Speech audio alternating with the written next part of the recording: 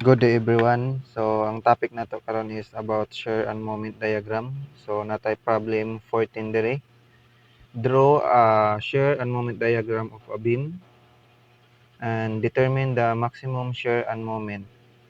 So first nato buhaton is isolve nato ang reaction sa isig support. So sa support A o sa support B. So solve nato ang reaction sa EY point A o reaction sa point D, dy. So, ang first na to i-solve is ang point A. So, para ma-solve ang reaction sa point A, mag-summation moment ta sa point D. So, summation moment at D is equals to 0. So, EY padulong sa D, clockwise, so positive.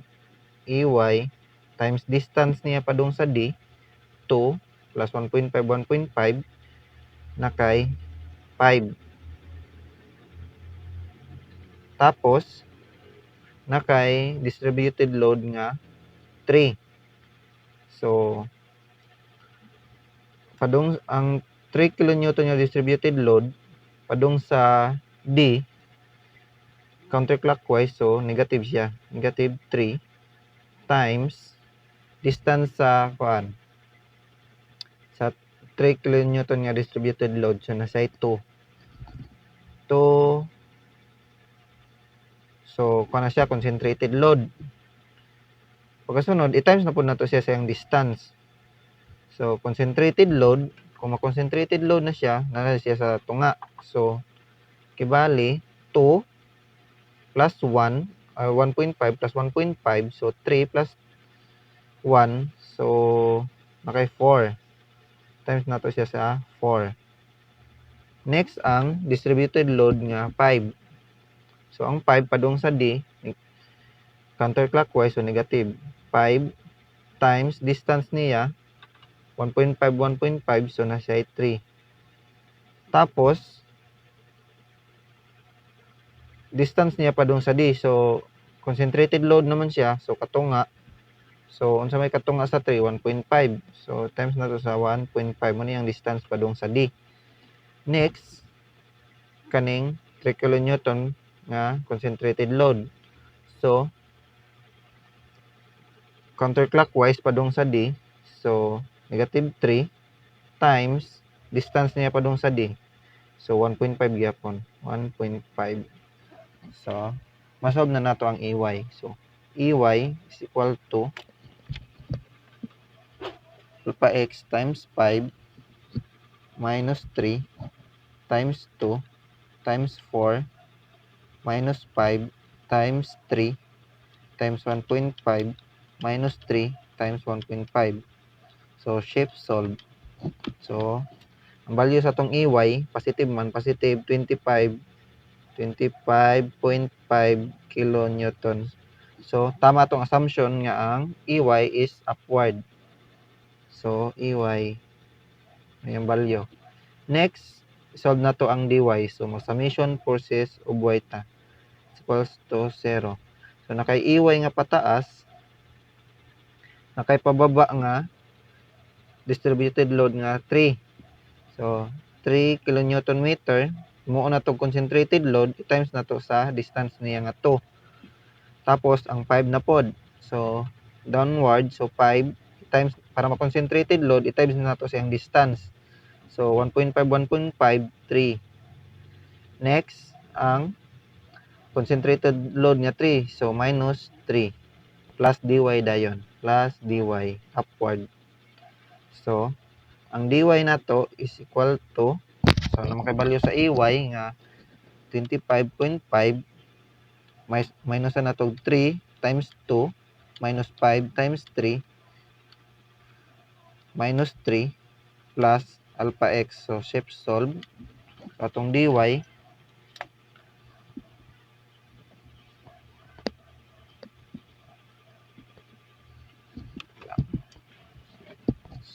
okay lang ha.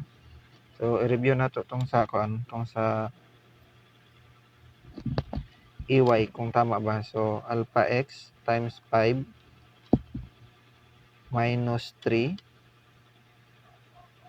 times 2 times 4 minus 5 times 3 times 1.5 minus 3 times 1.5.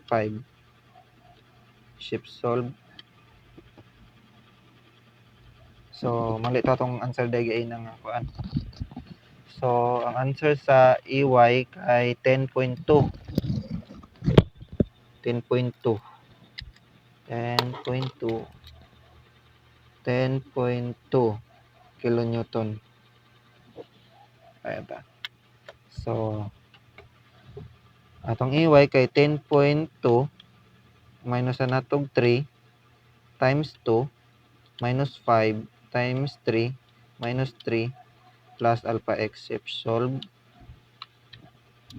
atong dy kay 13.8 kilonewton. So, tama atong assumption ni upward. Karon, mag-solve ta og shear and moment. So, unahon nato ang A to B. So, A to B. A to B.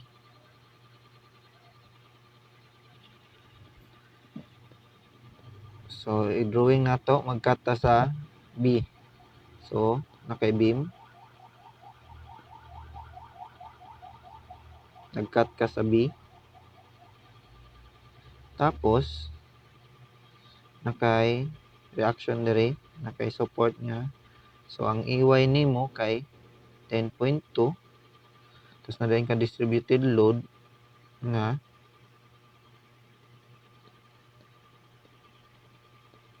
3 kilonewton meter. Tapos ang distance niya kay 2 meter. So, shear. So, ang shear sa A to B, so summation forces of Y, upward ug down. So, nakay upward nga 10.2, tapos nakay downward nga 3. So, negative ay minus 3 para ma-concentrated load siya atong i-times sa 2. So, makuha na natong shear. So, 10.2 minus 3 times 2. So, naka-share nga 4.2. 4.2 kilonewton. Tapos, moment niya, summation na ta dito sa point B. So, point B. So, ang 10 upward, ipadulong na to. So, clockwise, positive. So, 10.2 times na to sa distance nga 2. Tapos, ang 3 na pod, padung sa B, negative, counterclockwise. So, minus 3, i-times na to sa 2 para ma-concentrated load. Tapos, half dayon sa 2. So, 1. So, ang moment is 10.2 times 2 minus 3 times 2 times 1. So, ang iyang moment is 14.4 kilonewton meter. So, manang kansa, maniyang shear, maniyang moment. So, karon lawas na punta sa B to C. So, B to C. Dito na to. So, cut ta sa C. So,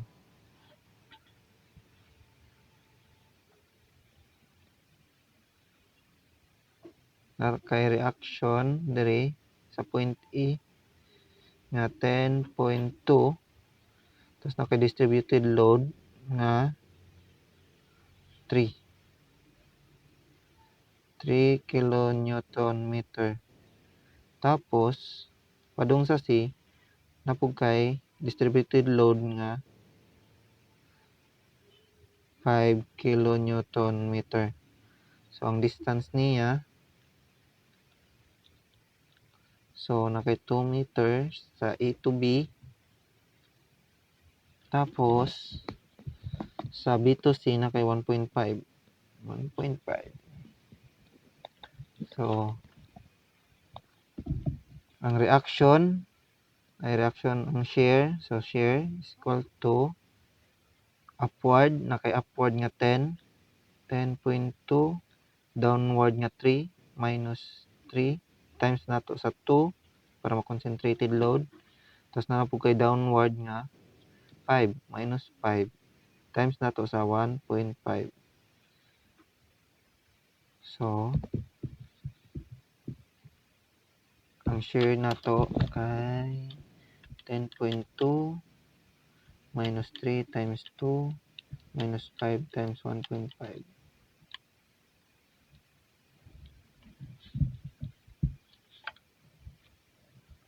So, nakay negative 3.3.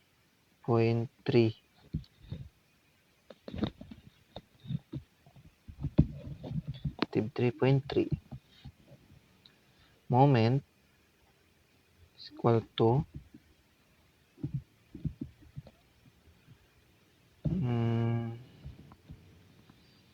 ang 10.2 padung sa C, clockwise, 10.2 times na to sa distance, 2 plus 1, 2 plus 1.5, so nakay 3.5.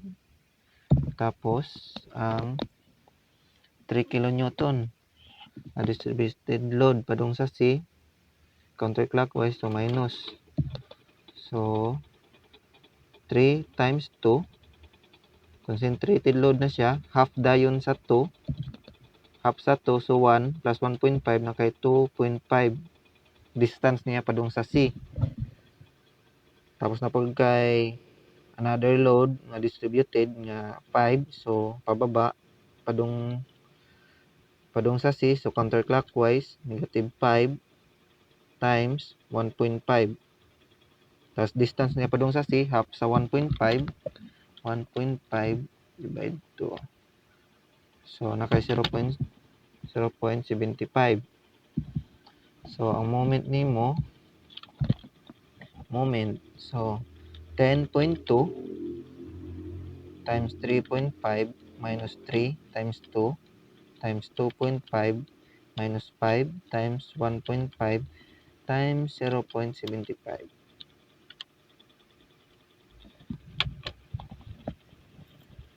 Nakay 15.07. 15.075.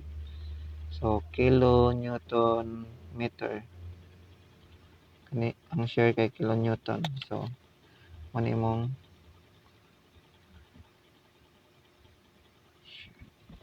so next ang sa C to D na pod, C to D. So, C to D. So, nakay beam.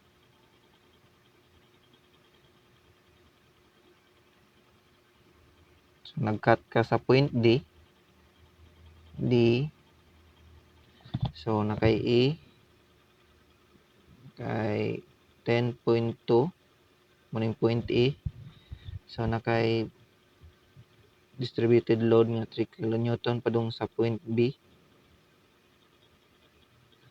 3 kilonewton meter. Tapos, padung na pod sa point C,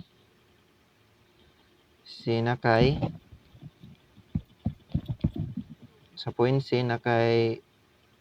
concentrated load nga 3 kilonewton sa ubos, pababa. Tapos na po kay distributed load sa babaw nga padung sa point D nga 5 kilonewton.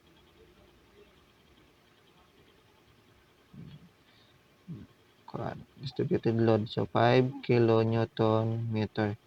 So, ang distance niya, so, gikan sa A to B na kay 2 meters, sa B to C 1.5, sa C to D, so C point D, so 1.5.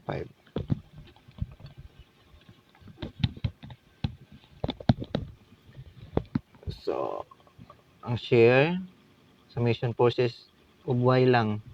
So, nakay upward of downward. So ang upward nimo nakay 10, upward positive 10.2, tapos nakay pababa nga distributed load nga 3 kilonewton minus 3 times para ma-concentrated load times 2. Tapos another na pod nga 5 kilonewton pababa downward, so negative 5. I-times nato sa iyang distance 1.5 so 3. So nakay kuan na pod nga 3 kilonewton pababa minus 3. So ang share nato kay 10.2 minus 3 times 2 minus 5 times 3 minus 3. Share nato kay negative 13.8 kilonewton. Tapos ang moment nato is equal to, so ang kaning 10 kilonewton padung nato dito. So summation moment lang sa D. So atong ipadulong ning 10 kilonewton dito sa D. So clockwise, so positive 10.2 times distance niya padung dito sa D. So 1.5 plus 1.5 plus 2 nakay 5. Tapos kanina pong 3 kilonewton na distributed load padung sa D counterclockwise. So negative 3 times distance niya para ma-concentrated load times 2. Tapos distance din niya half sa 2, 1 plus 1.5 plus 1.5. So 3 plus 1, so 4. Plus ay minus na pod kay kan man counterclockwise maning 5 padung sa D. So negative 5 times distance niya. So 1.5 3. Tapos half dayon sa half sa 3. So nakay